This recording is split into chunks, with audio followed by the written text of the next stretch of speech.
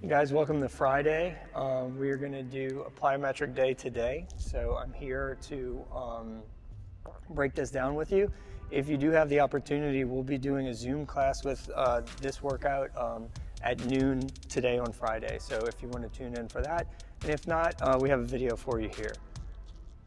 The warm-up today is going to start with a 200-meter jog, and then we'll pick a distance of about 25 to 30 feet and go through twice a set of high knees, a set of butt kicks, a lunge and twist, and a burpee broad jump. So I think the high knees and butt kicks are self-explanatory, the burpee broad jump as well.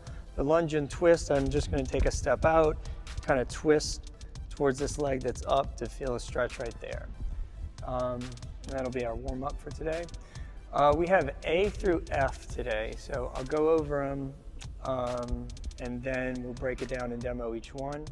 So just looking at A through F, we have jumping step-ups, seated hurdle jumps. We have 2 rounds of, this is 2 rounds too. So we have 2 rounds of 20-40 intervals. We have a 20-40 interval that has jump touches and tuck jumps with a turn. And then we have another 20-40 interval that has scissor jumps and starfish jumps. We'll go through each one twice. So that's about 8 minutes of work for each one of those. Then we have lateral cone hops, single leg lateral cone hops today, and then a hip extension from the saddle stretch, or that party trick, the squat jump thing. Cool down has some traditional stretches and then a great toe stretch, which is a little bit new, which I'll kind of demo in detail. So let's start with A, the jumping step-ups. We have a couple of pieces of equipment out here. We have a box. You could use a step, a bench, the edge of a table. But basically you want to create at or slightly less than a 90-degree bend in this knee. So if this box was a little bit lower, that would be okay too. So a little bit less than 90 degrees.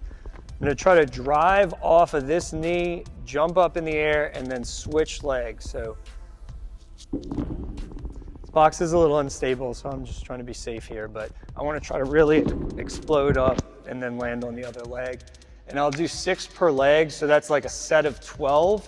Rest is needed, and go through that 5 times. The seated hurdle jumps. So one way you can make a hurdle, if you have your bench or your box and you have a broomstick or a mop stick, you can put that on top of your box, and then you can put a book or something on top of it, and then you can create a hurdle.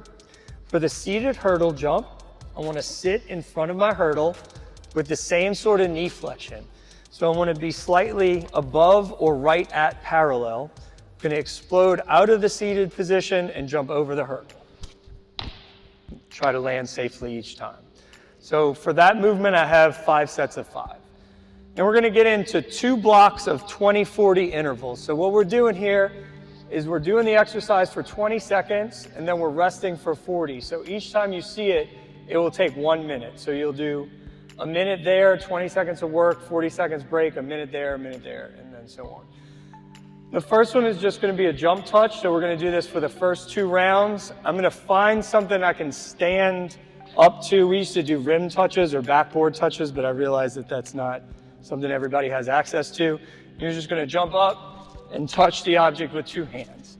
Get a nice little load in between so it's not rapid fire, but a nice little load for 20 seconds, 40-second break, do that twice in a row. Then we're going to do a tuck jump with a 90-degree turn. So I'm going to tuck jump, and then in the air I'm going to turn, and the landing is the most important part of this. So I want to land in a nice athletic position. My feet are going to be outside my shoulders, my knees are over the instep, and my butt is back. So this is my landing position from that tuck jump. So I'm going to go up, turn and land in that position. Kind of check your position when you land. If you feel the knees cave, fix them and be more focused on that landing position in your next jump.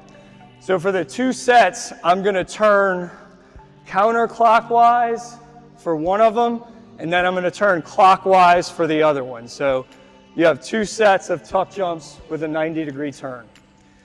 After you go through that twice, we're going to go into another block of 20-40 intervals, so rest is needed here. Scissor jumps and starfish jumps. Scissor jump, so I'm going to start in a staggered position. I'm going to jump in the air, scissor my legs, and land back in that staggered position. So it looks like this. And that is a little bit more rapid fire, and we're going to go 20 seconds on. Then I'll flip which leg is forward.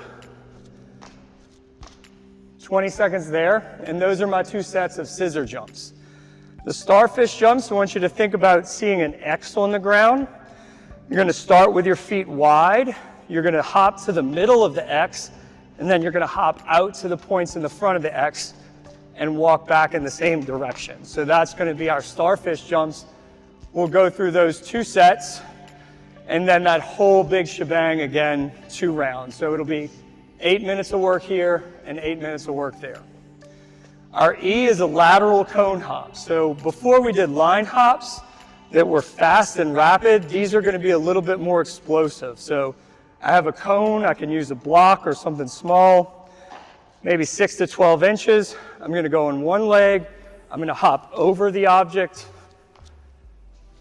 10 times and go slow and controlled there.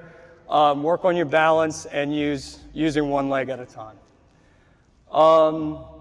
And finally, we have the hip extension from a saddle stretch. So God help me if I can pull this off this morning. So I'm going to sit in this saddle position. So my feet are down underneath me. And I'm going to try to extend my hips so rapidly that I can get my feet underneath and land in that squat position and then stand. If you're really great at this movement, you can land on a ledge or a step or something a little bit higher. If you need a little bit of scaling, what you can do is you can curl those toes underneath here. Instead of bringing the feet on the ground, it'll give you a little bit more time to get those feet underneath there. I think that if you need to sub that movement, maybe a nice high box jump, or maybe another set of some tuck jumps or something that's explosive, that you're only doing a few amount of reps, so you're getting a big explosive effort each time. The cool down has the ankle pull on the stretch. Pigeon pose, here's a great toe stretch, guys. So this is a new one. I'm gonna take my shoe off for this, and actually my sock. I hope the camera person doesn't zoom in on my gross feet, but I'm gonna go big toe only on the object there, and then I'm gonna stretch. This is a really aggressive stretch, so be kind of careful with it. Again, big toe only there on the object.